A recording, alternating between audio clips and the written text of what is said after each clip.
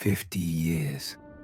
50 long years of silence, of stillness, and of an inexplicable absence ever since the last living human being departed the airless grey wasteland of our only natural satellite.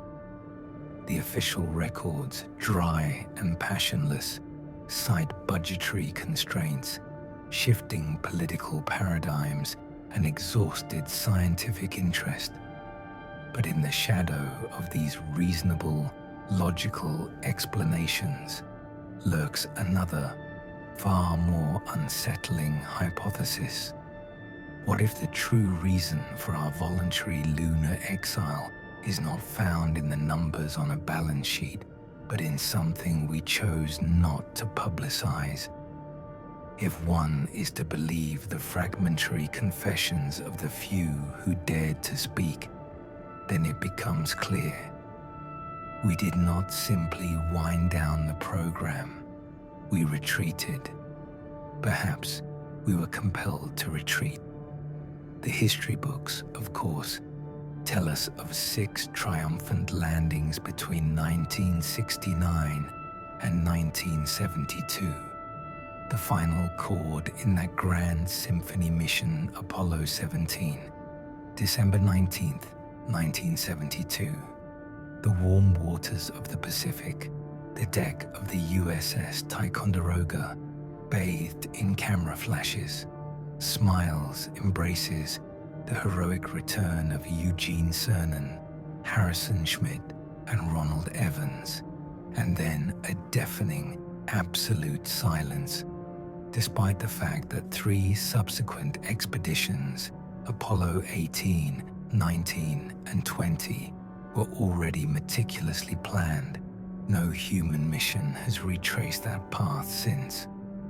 The door, opened with such immense effort, slammed shut for good.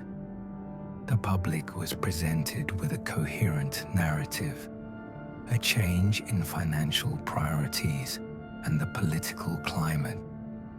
At the height of the Cold War, the demonstrative superiority embodied in that first step onto alien soil gave the American leadership an undeniable propaganda advantage. But the bill for this superiority proved astronomical. The initial estimate of $7 billion ballooned to over 20, and Congress refused to continue funding such a costly PR exercise. The technology of the time allowed for only a few hours on the surface, and the promised scientific discoveries or natural resources never materialized. Victory had been achieved. The Soviet Union lost its fervor for the lunar race, and dreams of colonies slowly dissolved into the haze of science fiction. The ensuing decades were marked only by robotic, soulless probing.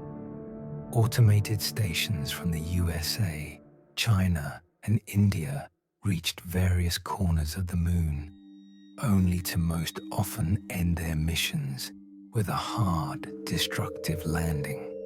And the paradox is this: for all this stream of data, our genuine knowledge of our orbital neighbor has barely advanced beyond what was known in the early 70s. This strange lull, this half-century gap, has bred in the underground of ufology and conspiracy a persistent, blood-chilling theory. We did not simply lose interest. Something was shown to us, or someone made it abundantly clear that visitors were not welcome. Over the years, like moisture seeping through cracks in concrete, stories have leaked out. Not official reports, but whispers, snippets of radio intercepts, leaks, and posthumous admissions. Stories of unexplained tracks found far from the landing modules, of dark, unidentified objects hovering in the pitch-black sky above the craters, of enormous, geometrically perfect structures glimpsed on the horizon, constructions that could not be a trick of light and shadow. Amid this sea of rumors, in 2015, a document surfaced on the depths of Reddit, like a corpse washed ashore. Its authorship was attributed to a British clinical psychologist, allegedly with access to classified intelligence community reports.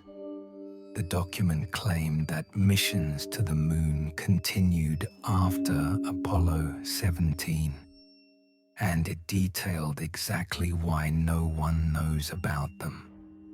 According to these accounts, the astronauts of Apollo 17, during their brief surface excursion, stumbled upon not lifeless regolith. They discovered a debris field. Among it, a shattered landing module, its design unmistakably of Soviet origin, and bodies, the bodies of cosmonauts in torn spacesuits. But that was not what shocked them most. The nature of the damage did not correspond to a crash landing or an explosion. It looked like an attack. The metal of the hull was scored with deep gashes as if from claws of monstrous strength. The glass faceplates on the helmets of all the deceased were not cracked, but smashed inward with an identical, chillingly methodical precision. The American crew retreated in panic to their Eagle, demanding immediate authorization for an emergency launch. In response from Houston came a cold, brooking, no-argument order to remain in place due to sudden technical issues. The ensuing hours of waiting became their hell. Their radio transmissions, full of mounting, suppressed terror, recorded movement in the surrounding darkness. They reported on shadows tall, angular, slowly, inexorably sliding down from the nearest hills, surrounding their fragile capsule. The document further described a supposedly joint Soviet-British secret mission dispatched to investigate in 1989. The psychologist was brought in to debrief the returning crew, but no return ever took place.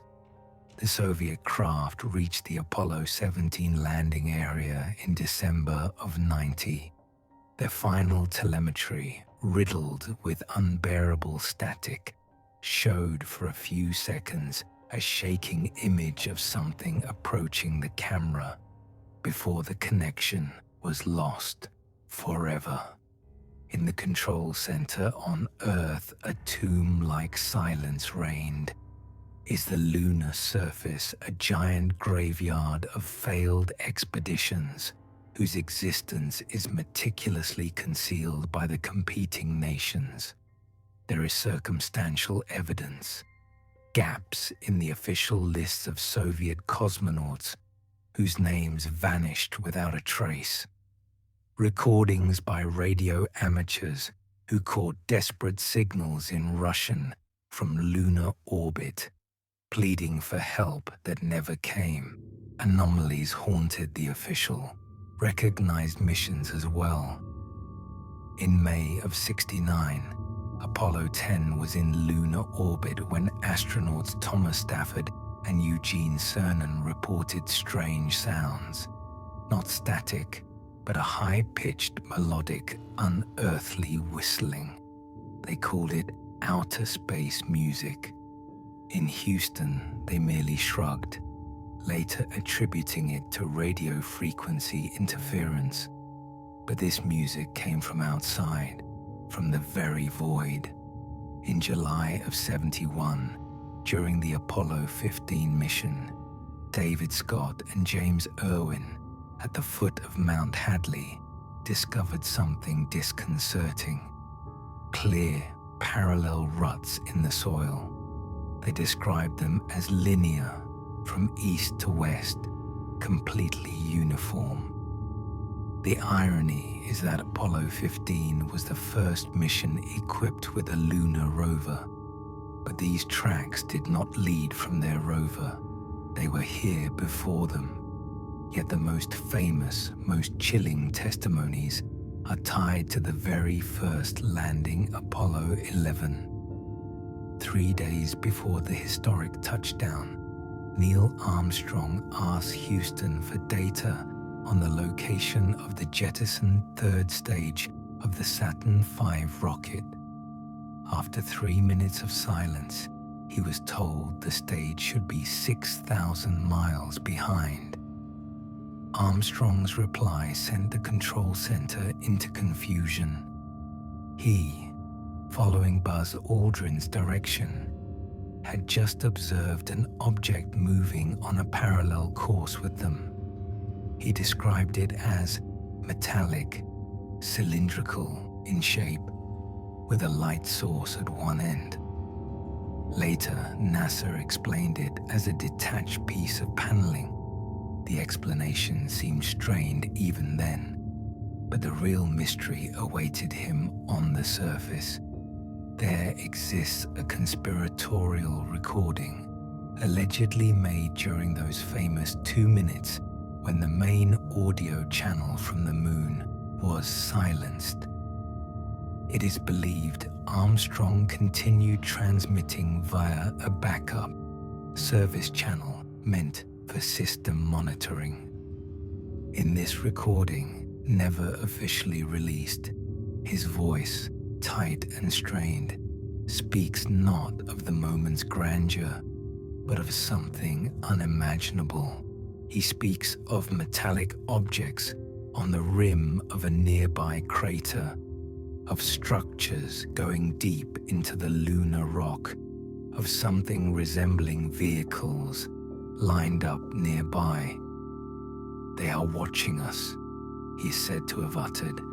They are observing us, and they could easily remove the experiments we just set up. The photographs taken at that moment by his chest-mounted camera were never published. They were, it is said, destroyed. In later years, several individuals claimed that in private conversations, Armstrong confirmed these events, demanding only one thing: that his words not be recorded. He allegedly spoke not of a scientific sensation, but of a deep, primal fear, of a feeling that they had been clearly given to understand. They were trespassing. The autumn of 2018 added dark hues to this picture. Within 1 week, under strange circumstances, 2 key lunar whistleblowers died. Bob Dean, a retired US Army Sergeant Major, spent his life asserting that in the 60s, he had access to a top-secret NATO report assessing extraterrestrial threats. He swore the report contained photographs of crashed UFOs and autopsy results of their pilots. He also claimed NASA deliberately destroyed about 40 reels of film shot by the Apollo 11 crew. He died at his home in Tucson on October 11th. A week later, in Lansing, New York, a freight tractor struck and killed a 74-year-old cyclist. It was Karl Wolfe, another former Air Force sergeant and a known whistleblower. His story was even more concrete. In 1965, while working as a photo equipment technician at Langley Air Force Base, he was temporarily assigned for a day to a classified hangar to assist the Lunar Orbiter project. There, he helped repair a developing machine, and as a result, he saw freshly developed photographs, not barren landscapes.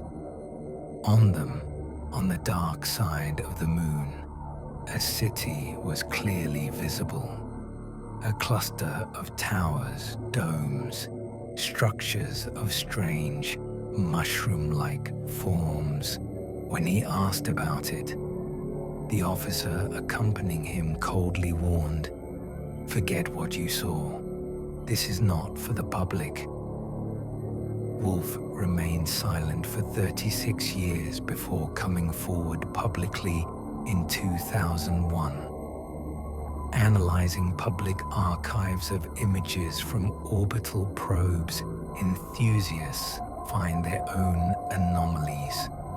Strange flashes of light deep within craters, geometric structures whose shadows suggest incredible height. Some go further, proposing the hollow moon theory. They claim our satellite is not a natural formation at all, but an artificial object, a giant station, or even a ship, merely covered with a layer of rock. As proof, they cite data from seismometers left by the Apollos. When the spent ascent stage of Apollo 12 was dropped onto the surface, the instruments recorded not ordinary tremors, but a long, fading ringing, a vibration lasting over an hour, as if someone had struck a bell of incredible size. For theory proponents, this is direct evidence of voids beneath the thin outer shell.